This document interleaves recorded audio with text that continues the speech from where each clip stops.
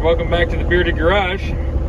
So I'm up here in the Kubota kx-033, and apparently Lily thinks it's her job to sit on the floor next to me, so she just wants to hang out, which is actually kind of amusing. Alright, today I'm going to talk a little bit about maintenance. I haven't sat on this thing probably going on a week now, probably 5 days, because it's actually been raining pretty hard here, and just going to tear up the lawn using it. So we're going to go through some standard maintenance pieces and things we like to take a look at here.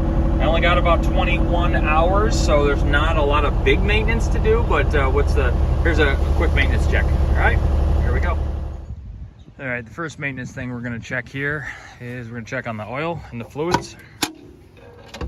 Open the back door.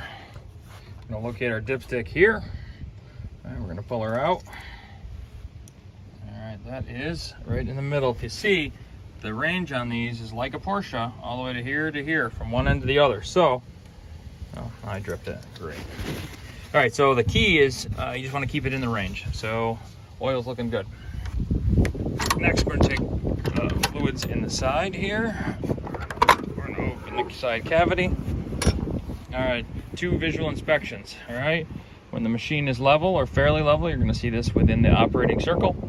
And I want to make sure our coolant is good. So, I keep an idea. The coolant is about 1 finger down, and this is right in the middle. So we're actually good right now. I did heat it up first before I actually checked the oil. So that might be something you want to do as well. All right, we'll go on to next step in just a minute. All right, I forgot to mention this when I was in here before, but one thing you want to do is you want to check the fuel filter and make sure there's no water listed in here. All right, and it's important. It's Memorial Day, America. All right, so next thing we're going to do is, you guessed it, it's a grease fitting. So we're going to go around and grease everything. I'm going to show you what you got to do. All right, so now I'm wearing a different shirt. It's actually a different day. The front point of my grease gun, it looks like there's a bushing inside that actually has the grease under pressure. Mine actually is punctured for some reason, and now it doesn't work. So I had to wait for my new grease gun to arrive. So now we're going to try greasing it today. First thing you're going to need to do to grease this, I put the boom all the way down. It makes it substantially easier. The standard greasing points, they'll actually identify here on the front of the boom, at least on the Kubota. But regardless of the model that you have, they're pretty much the same. And the way to identify them is, if you have an articulating joint like this one here, where a piston goes in, there will be a grease point. So just make sure you do that. Here is the grease gun I will be using. Yes, I opted to go with the 18-volt Dewalt. I find a couple of tools very simple to use. First, I grab a roll of paper towels. The roll is very simple. I use that to clean all the Zerk fittings before I actually put it on. I don't want to contaminate any of the fittings. And the next, I get an ice pick or a scratch awl here. Very simply, here's why I do that. You see some of these fittings here are munged up in crap, right?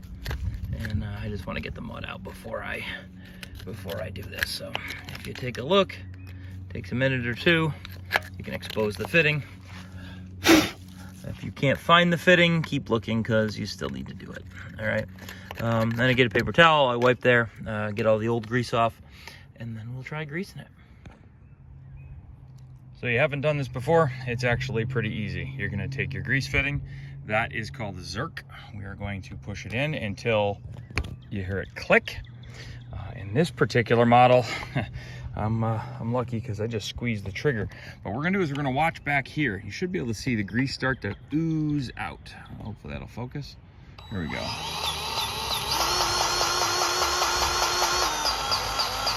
right, see the grease back here starting to ooze? All right, that means we've actually filled it. If you don't have grease popping out, that means you've got a cavity. If you've got a cavity, keep pumping grease. Grease is cheap. It's a lot cheaper than the internal of these parts going bad. So grease this bad boy. Push it till it clicks. Go ahead.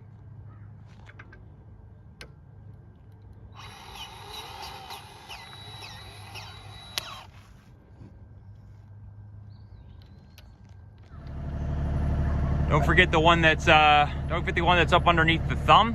It has to be closed. Yeah, the thumb has to be closed. It has to be up off the ground so you can see it. Yeah, there we go.